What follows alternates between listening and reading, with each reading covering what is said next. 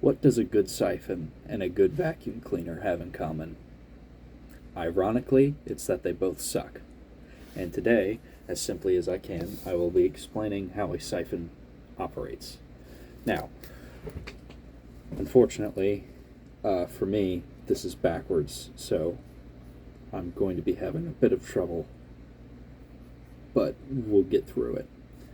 So, essentially, the basic physics behind it is gravity is going to pull liquid from container A into container B, but it needs help. So, at first, this bendy straw, this poorly drawn bendy straw, needs to be filled with liquid in order to create the force required to move the liquid from container A to container B. Now, we have a couple of prerequisites before the siphon works. So you can see that cup A is drawn higher than cup B. Unfortunately, I'm an idiot and did not draw the necessary diagram. So container A, whether it be a cup or a gas tank, maybe, needs to be higher than container B. All right, this is necessary because gravity is going to be pulling the liquid.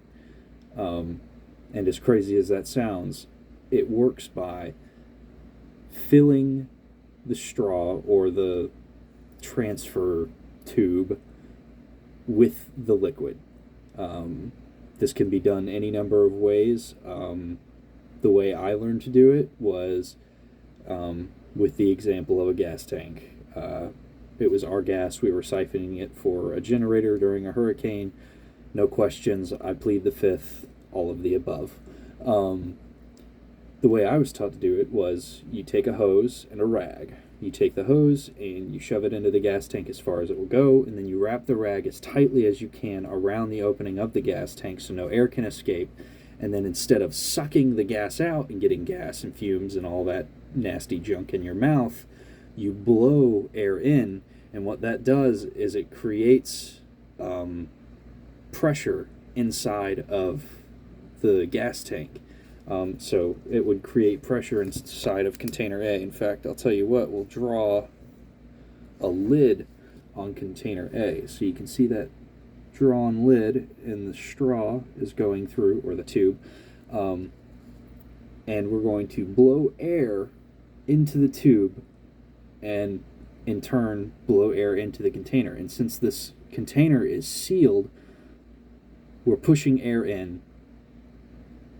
Physics requires that something has to move. So what's going to happen is the air is going to build up, and the air pressure is going to build up until there's more air pressure than there is room for liquid. And so the liquid is eventually going to start moving up the straw, and it's necessary that this section of the straw in the higher container, in the starting container, this section of the straw is shorter than this section, because what's going to happen is the pressure is going to build and the liquid's going to keep moving up and up and up until it reaches this point where gravity is going to pull it down. And gravity is going to pull the liquid down into the next container, and that's slowly going to start filling up. And eventually, the force of gravity inside the longer end of the straw is going to be so strong that it's going to pull the liquid from the other container. And so the excess air pressure will no longer be necessary, but it doesn't hurt. And that is essentially the basic idea of a siphon. If I were much smarter, I could explain it much more intricately, but I don't think either of us want that.